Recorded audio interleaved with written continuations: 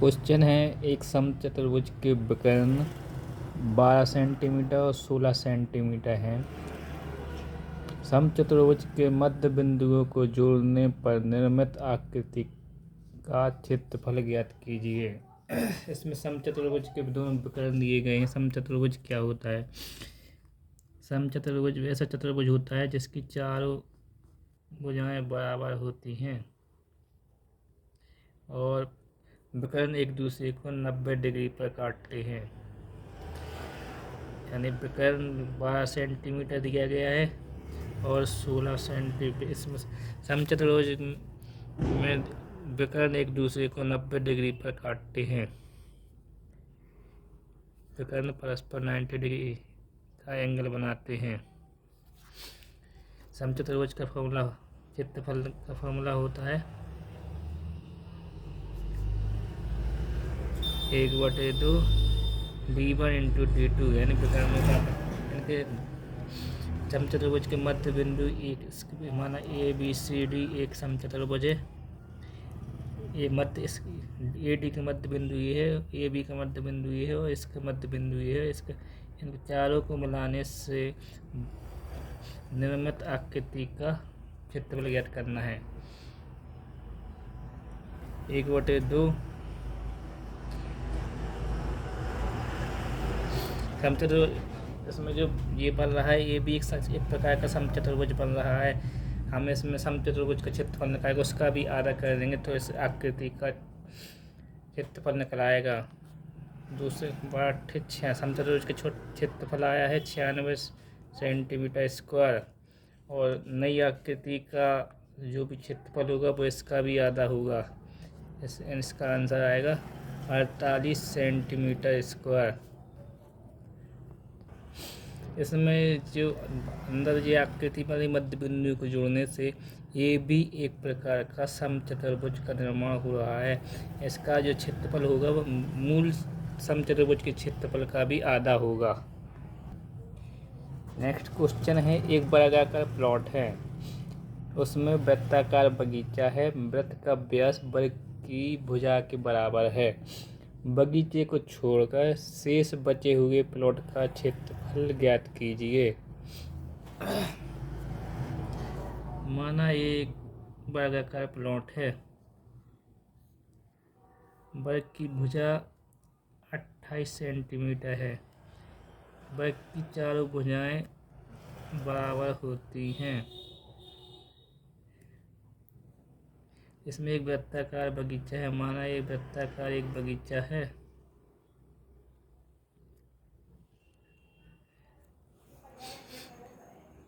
जो वर्ग की भुजा है ये व्यास के बराबर है। यानी वृत्त का व्यास त्रिज्या का दो गुना होता है तो इसकी 28 सेंटीमीटर है तो इसकी त्रिज्या होगी 14 सेंटीमीटर। यानी वृत्त की त्रिज्या होगी 14 सेंटीमीटर। प्लॉट का क्षेत्रफल निकालना है, यानी कि शेष भाग का क्षेत्रफल, इन जो बचा हुआ है इन शेष भाग का क्षेत्रफल निकालना है। हमें प्लॉट का क्षेत्रफल निकालेंगे। प्लॉट का क्षेत्रफल किस प्रकार निकलेगा? अगर हम वर्ग के क्षेत्रफल में से वृत्त का क्षेत्रफल माइनस कर दें तो प्लॉट का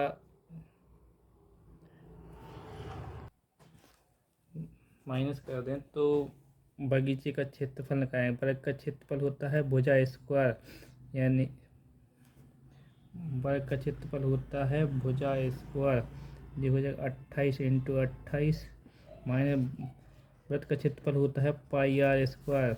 पाई का मान रखेंगे 22/7 × आर स्क्वायर 14, 7 से 2 वर्ग तो ये हो जाएगा 28 × 28 माइनस ये हो जाएगा 22 × 28। इसमें से 28 हम कॉमन ले लेंगे तो बचेगा 28 - 22। ये हो जाएगा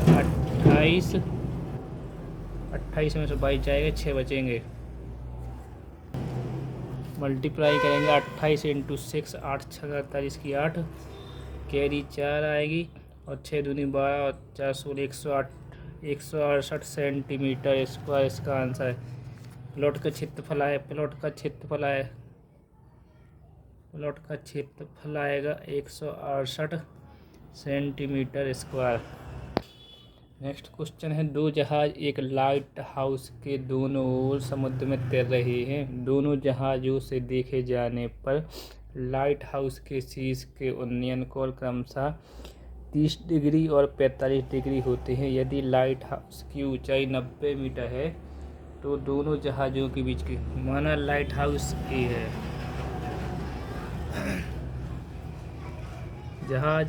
एक जहाज माना हमने एक जहाज ए है, दूसरा जहाज ए है। इसकी लंबाई दी गई है आपको, एक माना त्रिभुज ABC है, इसका जो लाइट हाउस की लंबाई दी गई है 90 मीटर, ये 90 डिग्री होगा। अगर ये 30 डिग्री है तो ये दूसरा कोण है जो 45 डिग्री है। हमको इन दोनों जहाज़ों के बीच की दूरी ज्ञात करना है। अगर हम इसको समकोण त्रिभुज ADB, समकोण त्रिभुज ADB में हमको लंब दिया गया है, हमको आधार ज्ञात करने हैं।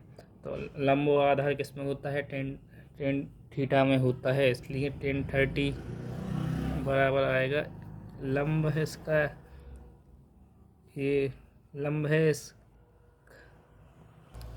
लंब होगा इस 30, इसके एंगल के सामने वाला लंब होगा, यानी कि AD अपॉन आधार BD। 1030 की वैल्यू होती है 1/√3। AD की वैल्यू दी गई है 90 मीटर और हमको BD ज्ञात करना है। BD बराबर आएगा 90 × √3। अब समकोण त्रिभुज अपन ADC में 45 डिग्री बराबर लंब इसका आएगा AD, ये उभयनिष्ठ, दोनों में लंब उभयनिष्ठ है, तो AD अपॉन DC आधार है। 45 का मान 1 होता है। AD अपन को 90 मीटर दिखाया गया है और DC ज्ञात करना है, तो DC चाहिए,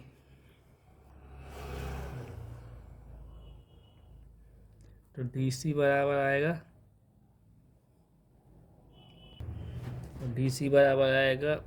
DC का यहाँ हो जाएगा और DC बराबर आएगा 90।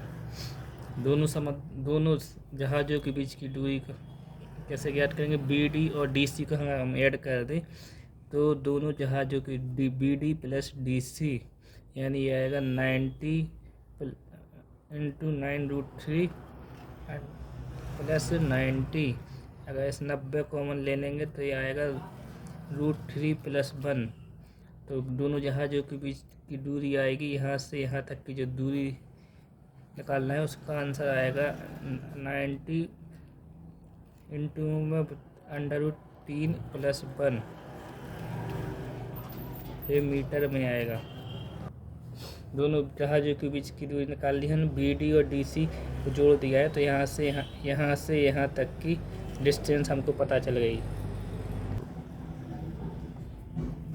नेक्स्ट क्वेश्चन है, एक बिजली के खंभे का उन्नयन कोण 30 डिग्री से बढ़कर 60 डिग्री हो जाता है, तब जब इसे देखने वाला व्यक्ति अपनी प्रारंभिक स्थिति से 30 मीटर खंभे की ओर बढ़ता है, उस बिजली के खंभे की ऊंचाई कितनी। माना ये भी हमने खंभा माना है, अगर ये भी खंभा है तो ये व्यक्ति प्रारंभिक स्थिति यहाँ से खंभे की ओर जाएगा तो कोण 30 डिग्री से 60 डिग्री हो जाता है।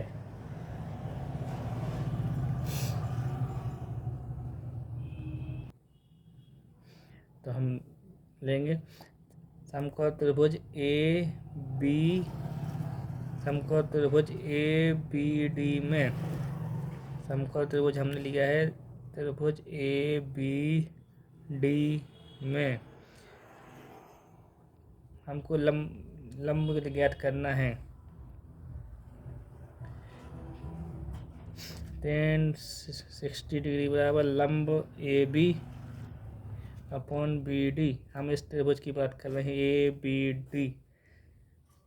तो बी डी और tan 60 का मान होता है √3। ए बी हमको ज्ञात करना है, बी डी हमने x माना है। तो ए बी बराबर आ जाएगा √3 इंटू एक्स।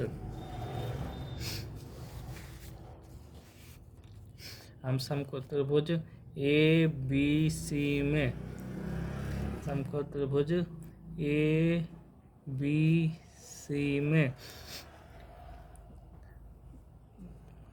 tan 30 डिग्री बराबर हो जाएगा ए बी लंब अपॉन आधार B D plus D C. A B upon B D plus D C. tan 30 का मान होता है 1/√3। ए बी हमको ज्ञात कर, ए बी अभी ए बी लिख दे वही लिखे रहने देते हैं अपन। बी डी x दिया गया है और डी सी 30 दिया गया है, तो तेरे गुणा होगा। तो ये हो जाएगा ए बी इंटू √3, ये हो जाएगा x प्लस √3। ए बी का मान यहाँ पर हमने निकाला था, ए बी की जगह पर √3 इंटू एक्स रख सकते हैं। यहाँ पर रख सकते हैं 3x इंटू √3 x प्लस 30। √3 का 2 गुणा होगा आपस में, तो ये √ से कैंसिल हो जाएगा। ये आएगा गुणा 3x x प्लस 3। जब तो इसका x पक्षांतर हो जाएगा 3x माइनस x बराबर आ जाएगा 30। तो 2x बराबर आ जाएगा 30। तो x की वैल्यू आई है 15। अब हमको ज्ञात करना है तो खम्बा बिजली के खम्भे की ऊंचाई मानी थी, हमने ए बी माना था। तो ए बी का x का मान यहाँ पर पुट कर देंगे, तो ये आ जाएगा √3 इंटू 15। तो इसका आंसर आएगा, खम्भे की ऊंचाई आएगी 15 √3।